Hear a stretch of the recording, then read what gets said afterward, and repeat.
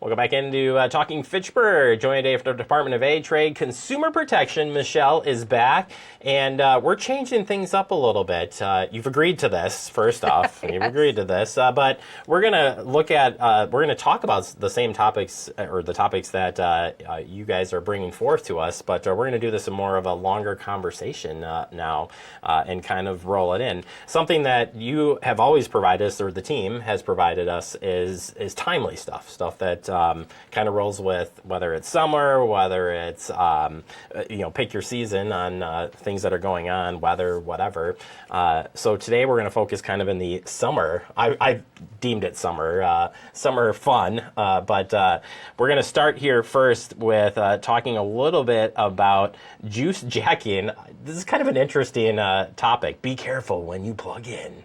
That's right. It sounds deep. It does sound deep, but it's really just a fun slang name for making sure that you're aware where you're charging your cell phone, your devices really that contain personally identifiable information. I mean, summer's a time that we travel, we're on the go, and we may be outdoors all the time, and we keep our devices connected to us whenever we're out and about, so they could run low of power, and we may need to be ready to produce that ticket for the ball game, which is electronic, so you need to be sure your device is ready to go. And you could use a public charging station. And you need to be cautious of that because scammers, cyber criminals can really be taking advantage of those public charging stations.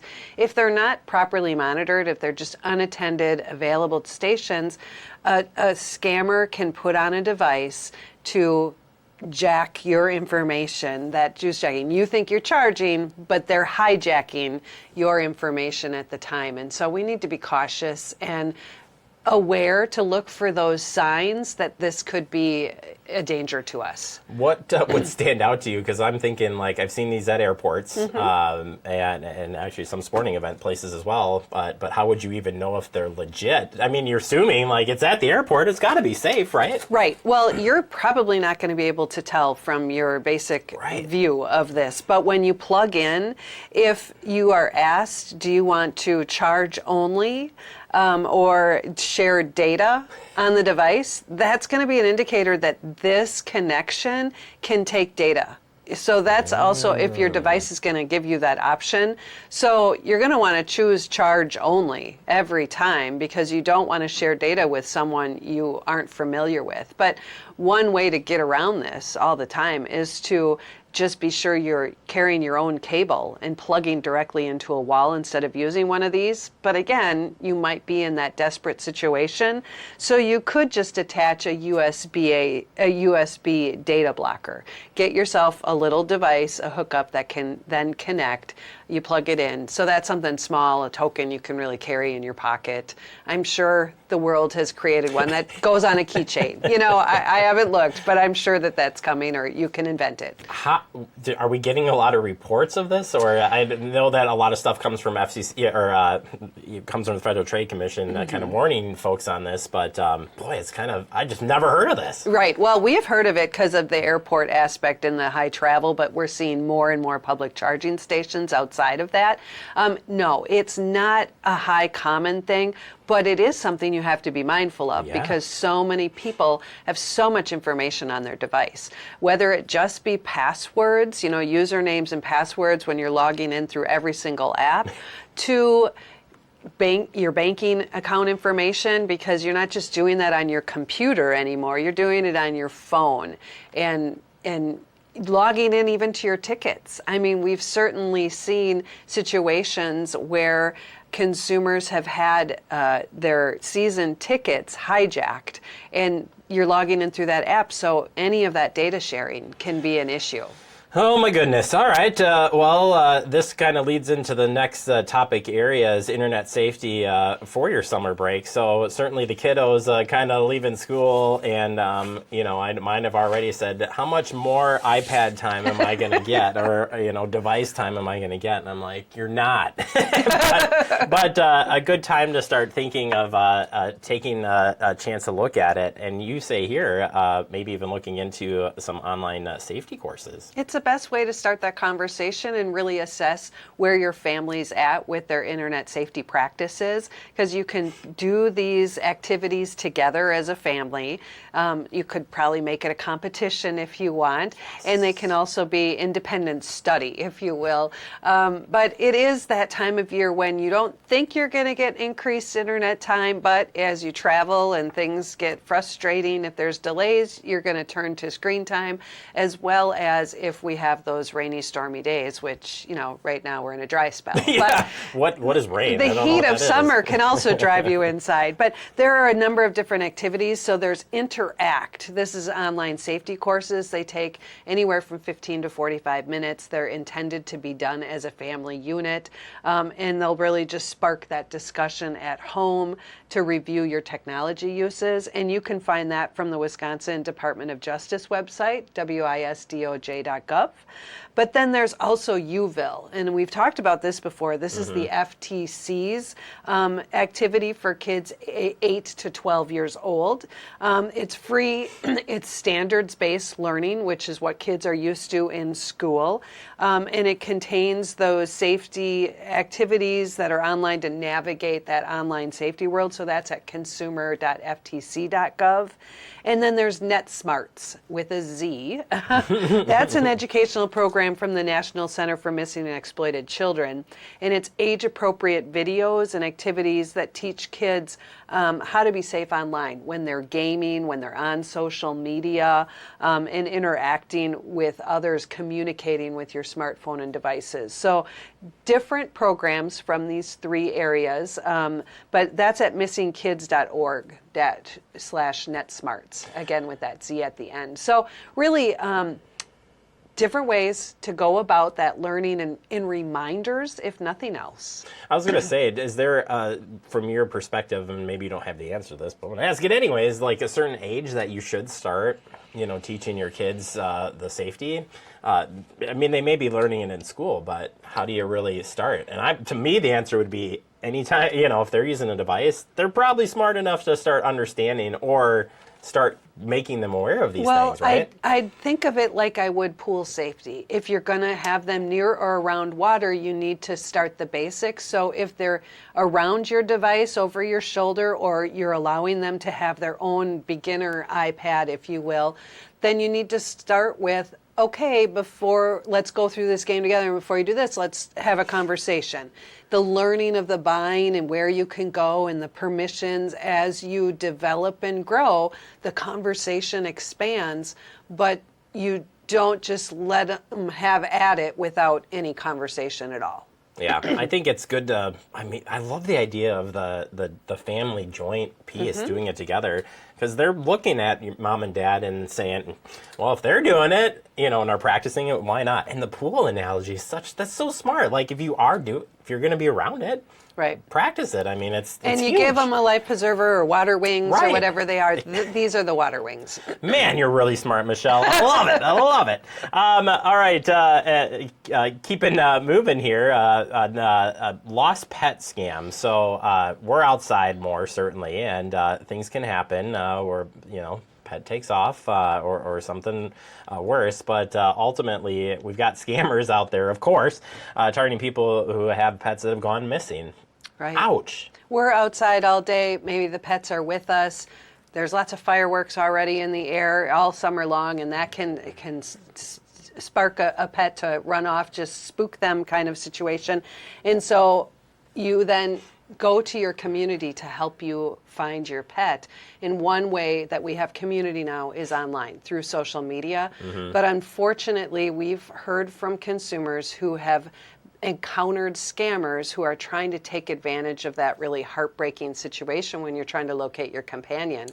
And they're doing a number of different things. One, they're acting as though they can help you find the pet, that they are a search company or pet recovery company, if you will, and they're asking for money up front. When they're just a scammer, there is no work that they're going to do. They try and take advantage, saying they found your pet and they need transport money, or that they found your pet and it's injured and it needs care from a vet, so they need money to cover that as well. And then there's the worst of the worst. they just extort you in that, I have your pet, I found it, I found your stolen pet, and so they just want to get money for the return of your pet. It's pretty incredible that, again, take a bad situation and it's sort of the warning signs that we talk about. You're vulnerable right there. You're wanting, instant help, or you might be just not thinking clearly because you're so worried about trying to find that person. You let your guard down and dang, they find you. That's right, they do. So things that you can do is when you're posting about this, be cautious about how much personal information or details about the pet you release, because you can use that information as confirmation with anyone that you encounter that says they've found the pet. So, if your pet has the little white dot on its nose, maybe you keep that confidential until. You hate to have to go there, but that's where we're at with the online aspect of things. The other thing you can do is realize that if you're asked for money before anything, that has to be a red flag. You really have to check out that company, if you will, with online with reviews and complaints and scam and see what kind of return you get. See if they're legitimate. Yeah, I think just anybody, and unwanted too. I mean, right? It's I suppose you put it out there, but if somebody even reaches out to you, you get a random. I assume that can come from email, text, or searching through your social media, right? As far as they're using all tactics possible to make this work. They are using all tactics. We've seen it mainly through the social medias because it's how the post was done and the connection. It's quick, it's easy, it's out there for the grab any moment. But if you're hanging signs all over, don't let your guard down with that in that way.